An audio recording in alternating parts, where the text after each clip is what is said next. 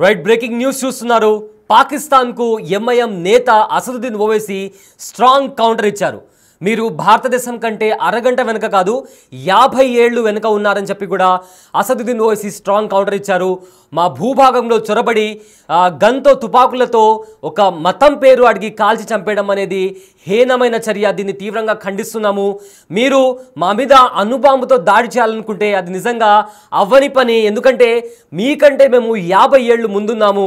ఇలాంటి చర్య ఖచ్చితంగా మీరు ఐఎస్ఎస్ లాంటి వాళ్ళతో టైఅప్ అయ్యి ఇలా భారతదేశం మీద దాడి చేయడం అనేది అది నిజంగానే హేయమైన చర్య అంటూ కూడా అసదుద్దీన్ ఓవైసీ పాకిస్తాన్కు స్ట్రాంగ్ కౌంటర్ ఇచ్చారు. అయితే పహల్గామ్లో జరిగిన ఉగ్రదాడికి పాకిస్తాన్ను మరోసారి విమర్శిస్తూ ఆల్ ఇండియా మజ్లిసే ఇత్తహాదుల్ ముస్లిమీన్ అధ్యక్షుడు హైదరాబాద్ ఎంపీ అసదుద్దీన్ ఓవైసీ ఆదివారం మాట్లాడుతూ పాకిస్తాన్ భారతదేశం కంటే అర్ధ శతాబ్దం వెనుకబడి ఉందని అన్నారు.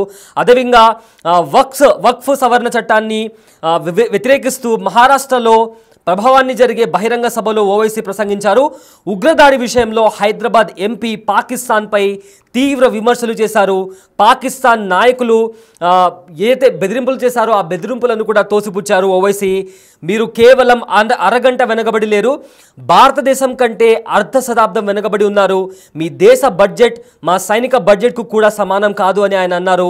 పాకిస్తాన్ తన దగ్గర అణుబాంబులు అణు ఆయుధాలు ఉన్నాయని పదే పదే చెబుతుంది. కానీ గుర్తించుకోండి, మీరు వేరే దేశంలోకి వెళ్ళి అమాయక ప్రజలను చంపితే ఏ దేశం కూడా మౌనంగా ఉండదు అని కూడా అన్నారు.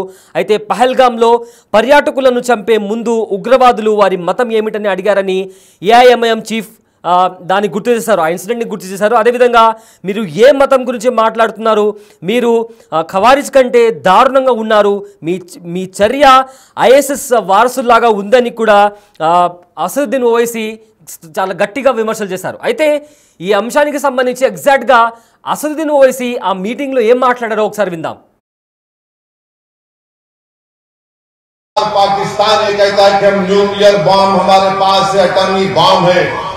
याद रखिए, अगर आप किसी मुल्क के अंदर जाकर मासूम लोगों को मारेंगे तो कोई भी मुल्क खामोश नहीं बैठने वाला है, चाहे हुकूमत किसी की भी हो।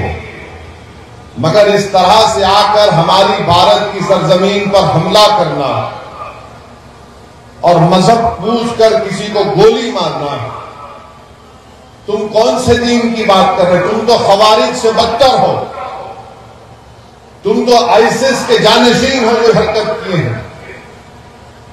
तो मेरे अजीज दोस्तों और बुजुर्गों, हम हमारे मुल्क के वजीर आजम से भी कहेंगे कि जब कश्मीर हमारा अटूट हिस्सा है और रहेगा इंशाअल्लाह, तो कश्मीरी भी हमारा अटूट हिस्सा है। हम कभी भी कश्मीरियों के खिलाफ ये जो टीवी चैनल पर ये बड़े बड़े एंकर बैठकर गुफ्तगू कर रहे हैं, बेशरम है पूरे एंकर। अगर कश्मीर हमारा अटूट हिस्सा है और रहेगा, तो कश्मीरी भी हमारा अटूट हिस्सा है। कैसे हम उन पर शक कर सकते हैं? वो कौन था जो दहशतगर्दों से उनका हथियार लेते हुए जिसकी जान चली गई? वो कौन था जो अपने कंधे पर जख्मी लोगों को बिठाकर 40 मिनट चलकर नीचे लेकर आया? वो कौन था? कश्मीरी था जो एक मासूम बच्चे को उठाकर उसकी जान बचा रहा था। बार बार पाकिस्तान ये कहता है कि हम न्यूक्लियर बॉम्ब हमारे पास है, एटॉमिक बॉम्ब है। याद रखिए, अगर आप किसी मुल्क के अंदर जाकर मासूम लोगों को मारेंगे तो कोई भी मुल्क खामोश नहीं बैठने वाला है, चाहे हुकूमत किसी की भी हो। मगर इस तरह से आकर हमारी भारत की सरजमीन पर हमला करना और मजहब पूछकर किसी को गोली मारना, तुम कौन से दीन की बात कर रहे हो? तुम तो खवारिज से बदतर हो, तुम तो आईसिस के जानशीन हो जो हरकत किए हैं। तो मेरे अजीज दोस्तों और बुजुर्गों, हम हमारे मुल्क के वजीर आजम से भी कहेंगे कि जब कश्मीर हमारा अटूट हिस्सा है और रहेगा इंशाअल्लाह, तो कश्मीरी भी हमारा अटूट हिस्सा है। हम कभी भी कश्मीरियों के खिलाफ ये जो टीवी चैनल पर ये बड़े बड़े एंकर बैठकर गुफ्तगू कर रहे हैं, बेशरम है पूरे एंकर। अगर कश्मीर हमारा अटूट हिस्सा है और रहेगा तो कश्मीरी भी हमारा अटूट हिस्सा है। कैसे हम उन पर शक कर सकते हैं? वो कौन था जो दहशतगर्दों से उनका हथियार लेते हुए जिसकी जान चली गई? वो कौन था जो अपने कंधे पर जख्मी लोगों को बिठाकर 40 मिनट चलकर नीचे लेकर आया? वो कौन था? कश्मीरी था जो एक मासूम बच्चे को उठाकर उसकी जान बचा रहा था। రైట్, ఇదే అంశానికి సంబంధించి పూర్తి వివరాలు మా ప్రతినిధి శివ లైవ్లో అందిస్తారు. రైట్ శివ, నిన్న ఆదివారం అసదుద్దీన్ ఓవైసీ మాట్లాడుతూ పాకిస్తాన్ పైన తీవ్ర విమర్శలు చేశారు. ఈ విషయానికి సంబంధించి ఉన్న అప్డేట్స్ ఏంటి?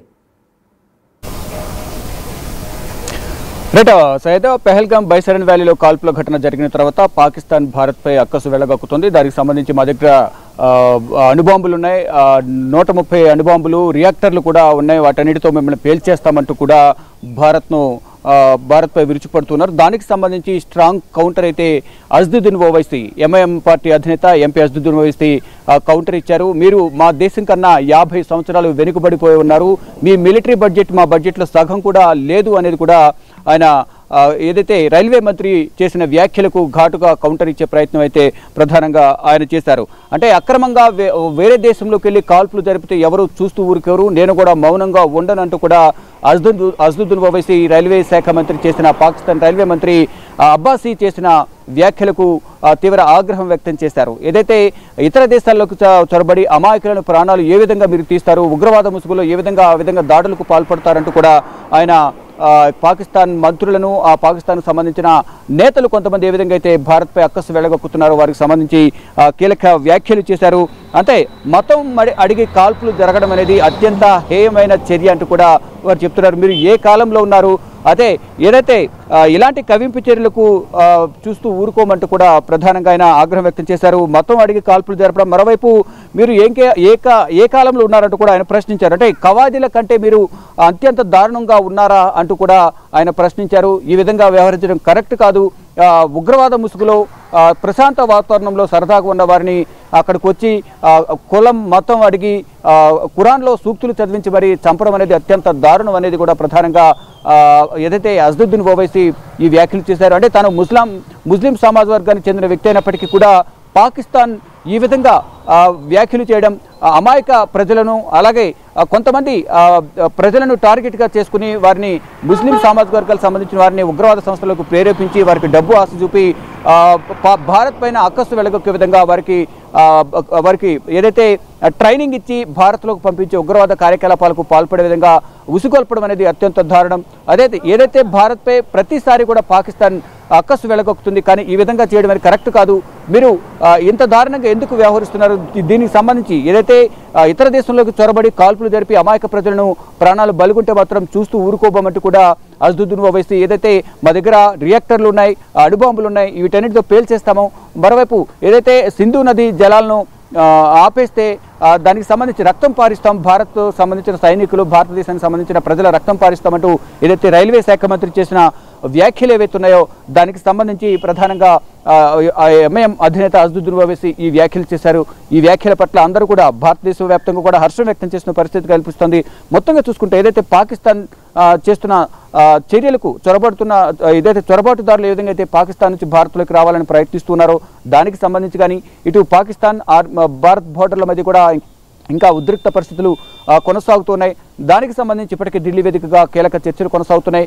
నిన్న రాజ్నాథ్ సింగ్తో BSF అలాగే CDS డైరెక్టర్ జనరల్స్ ఇద్దరు కూడా సమావేశమై ప్రెసిడెంట్ తాజా పరిస్థితిని రాజ్నాథ్ సింగ్కు వివరించిన తర్వాత ఈరోజు రక్షణ శాఖ మంత్రి ప్రధాని నరేంద్ర మోడీతో సమావేశం కాబోతున్నారు. సమావేశమై అన్ని అంశాలను ఆయనతో చర్చించబోతున్నారు. మొత్తంగా చూసుకుంటే ఏదైతే పాకిస్తాన్ మంత్రి ఏ విధంగా అయితే కీలక వ్యాఖ్యలు చేశారో ఈ వ్యాఖ్యలకు సంబంధించి భారత్ను అక్కడున్న ప్రజలందరూ కూడా సింధు నది ద్వారా రక్తం పారిస్తాము, మా సింధు నది నీటిని ఆపేస్తానని వ్యాఖ్యలు చేయడం కానీ 130 బాంబులు అణుబాంబులు ఉన్నాయి, రియాక్టర్ బాంబులతో మేము భారతదేశాన్ని పేల్చేస్తామని చేసిన వ్యాఖ్యల పట్ల ఎంఐఎం అధినేత అసదుద్దీన్ ఓవైసీ ఆగ్రహం వ్యక్తం చేశారు.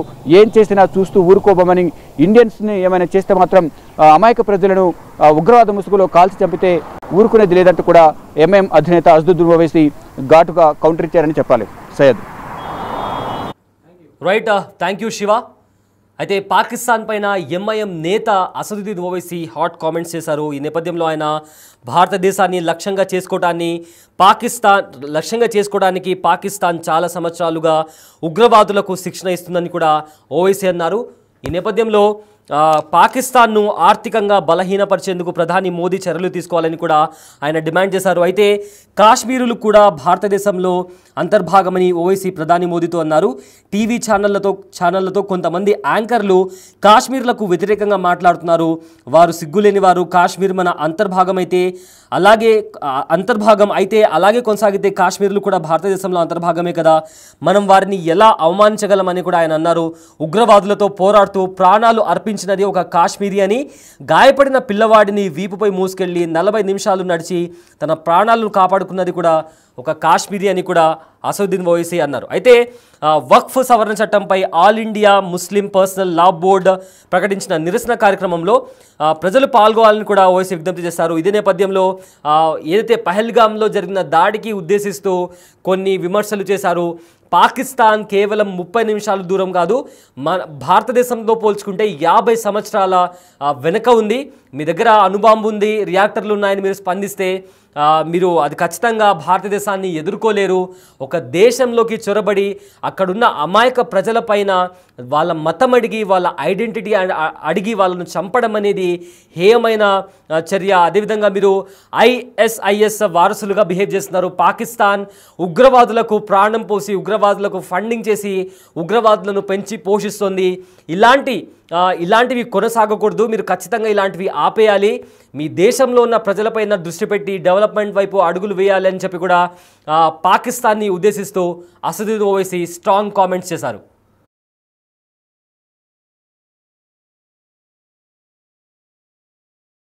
न्यूक्लियर बॉम्ब, बार बार पाकिस्तान ये कहता है कि हम न्यूक्लियर बॉम्ब हमारे पास से एटॉमिक बॉम्ब है।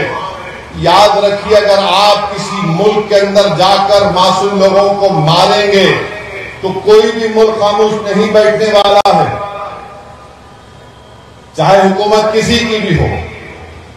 मगर इस तरह से आकर हमारी भारत की सरजमीन पर हमला करना और मजहब पूछकर किसी को गोली मारना, तुम कौन से दीन की बात कर रहे हो? तुम तो खवारिज से बदतर हो, तुम तो आईसिस के जानशीन हो जो हरकत किए हैं। तो मेरे अजीज दोस्तों और बुजुर्गों, हम हमारे मुल्क के वजीर आजम से भी कहेंगे कि जब कश्मीर हमारा अटूट हिस्सा है और रहेगा इंशाअल्लाह, तो कश्मीरी भी हमारा अटूट हिस्सा है। हम कभी भी कश्मीरियों के खिलाफ ये जो टीवी चैनल पर ये बड़े बड़े एंकर बैठकर गुफ्तगू कर रहे हैं, बेशरम है पूरे एंकर। अगर कश्मीर हमारा अटूट हिस्सा है और रहेगा, तो कश्मीरी भी हमारा अटूट हिस्सा है। कैसे हम उन पर शक कर सकते हैं? वो कौन था जो दहशतगर्दों से उनका हथियार लेते हुए जिसकी जान चली गई? वो कौन था जो अपने कंधे पर जख्मी लोगों को बिठाकर 40 मिनट चलकर नीचे लेकर आया? वो कौन था? कश्मीरी था जो एक मासूम बच्चे को उठाकर उसकी जान बचा रहा।